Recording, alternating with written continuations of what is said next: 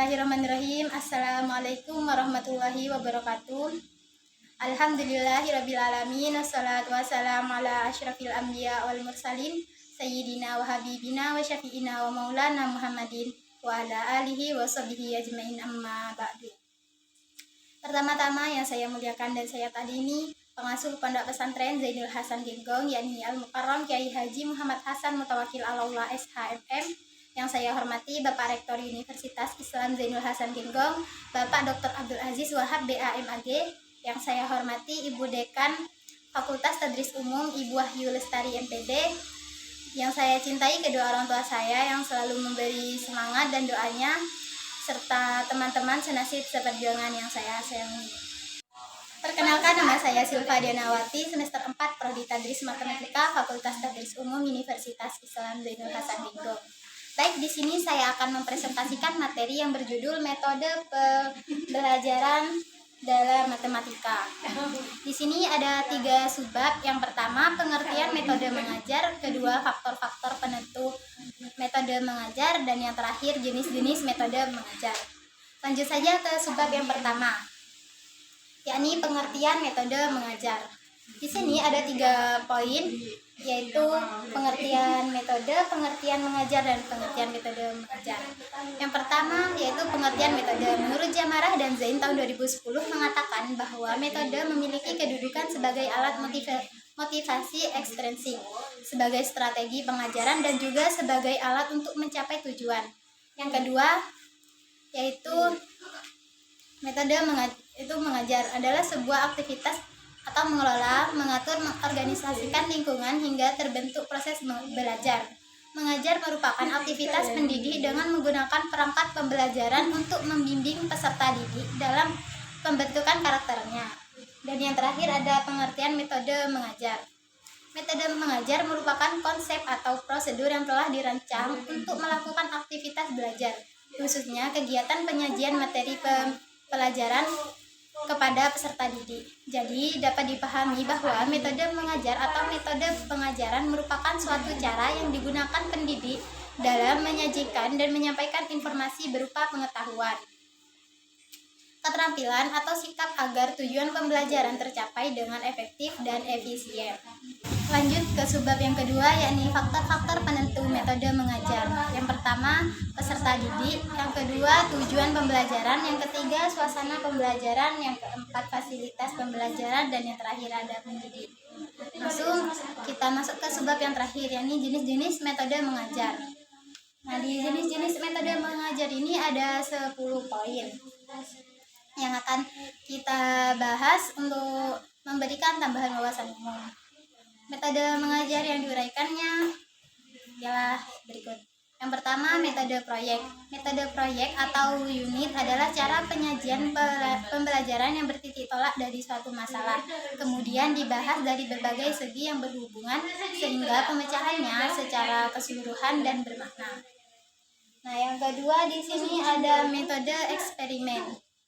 Metode eksperimen ini bisa kita sebut sebagai metode percobaan, adalah cara transfer informasi di mana peserta didik melakukan percobaan dan terlibat langsung serta membuktikan sendiri sesuatu yang dipelajari. Peserta didik dituntut untuk mengalami sendiri, mencari kebenaran, atau mencoba mencari suatu hukum atau dalil dan menarik kesimpulannya atas proses yang dialaminya itu. Nah, yang ketiga di sini ada tugas dan resitasi. Metode resitasi atau penugasan adalah metode penyajian bahan di mana pendidik memberikan tugas tertentu agar peserta didik melakukan kegiatan belajar. Namun, pengerjaan tugas yang diberikan oleh pendidik dapat dilakukan di kelas, di perpus, di rumah, atau di mana saja, asal tugas itu dapat dikerjakan. Metode ini diberikan karena dirasakan bahwa pelajaran terlalu banyak, sementara waktu sedikit. Metode tugas dan resitasi tidaklah sama seperti pekerjaan rumah atau PR, tetapi jauh lebih luas dari itu. Langkah-langkah yang harus diterapkan dalam menggunakan metode tugas atau resitasi yaitu fase pemberian tugas, langkah pelaksanaan tugas, dan fase mempertanggungjawabkan tugas. Fase mempertanggungjawabkan tugas inilah yang disebut dengan resitasi. Dan yang keempat di sini ada Metode diskusi. Metode diskusi adalah cara transfer informasi pelajaran di mana peserta didik dihadapkan kepada suatu permasalahan yang dapat berupa pernyataan atau hal yang bersifat problematik untuk dibahas dan dipecahkan bersama. Nah, yang kelima di sini metode ekspositori. Metode ini merupakan metode yang mengutamakan transfer informasi pengetahuan secara verbal agar peserta didik dapat menguasai konsep materi pelajaran secara optimal. Metode ini dikenal dengan pembelajaran langsung atau direct instruction yang menekankan pada proses bertutur dan menemukan materi yang diberikan. Maka sering juga dinamakan istilah metode tell and tell. Namun ini menerapkan pendekatan pembelajaran berpusat pada pendidik atau teacher-centered learning. Yang keenam di sini ada metode demonstrasi. Metode demonstrasi merupakan metode pembelajaran dengan memperagakan atau mempertunjukkan kepada peserta didik suatu proses, situasi, atau benda tertentu yang sedang dipelajari, baik sebenarnya ataupun tiruan, yang sering disertai dengan penjelasan lisan. Nah, yang ketujuh di sini ada metode problem solving atau metode problem solving di sini disebut metode pemecahan masalah. Merupakan metode belajar sekaligus metode yang mampu melatih kemampuan berpikir peserta didik. Metode ini dapat dikombinasikan dengan metode lain agar tujuan pembelajaran tercapai, mulai dari mengumpulkan data sampai kepada penarikan kesimpulan. Penggunaan metode ini dengan mengikuti langkah-langkah sebagai berikut. Yang pertama, permasalahan yang diberikan kepada peserta didik harus sesuai dengan taraf kemampuannya. Yang kedua, mengumpulkan data dalam menemukan solusi dari masalah, seperti bertanya, meneliti, membaca buku, dan lain-lain. Nah, yang ketiga, membuat hipotesis atau jawaban sementara dari masalah tersebut.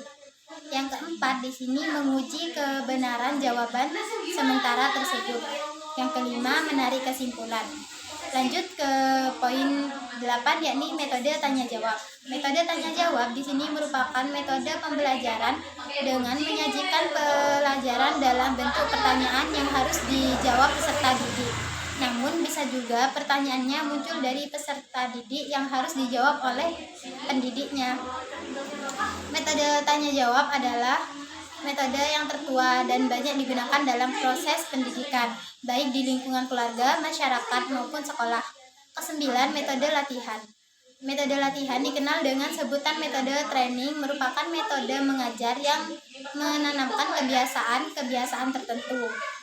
Juga sebagai sarana untuk memelihara kebiasaan yang baik. Selain itu, metode ini dapat juga digunakan untuk melatih ketangkasan, ketepatan, kesempatan, dan keterampilan peserta didik. Nah, yang terakhir di sini ada metode ceramah. Metode ceramah adalah metode yang boleh dikatakan metode tradisional karena sejak dulu metode ini telah dipergunakan sebagai alat komunikasi lisan antara pendidik dengan peserta didik dalam proses belajar mengajar. Baik, mungkin itu saja yang bisa saya sampaikan. Mohon maaf apabila ada kesalahan dalam menyampaikan materi. Akhirul kalam, wallahul muwaffiq ila aqwamit thoriq. Wassalamualaikum warahmatullahi wabarakatuh.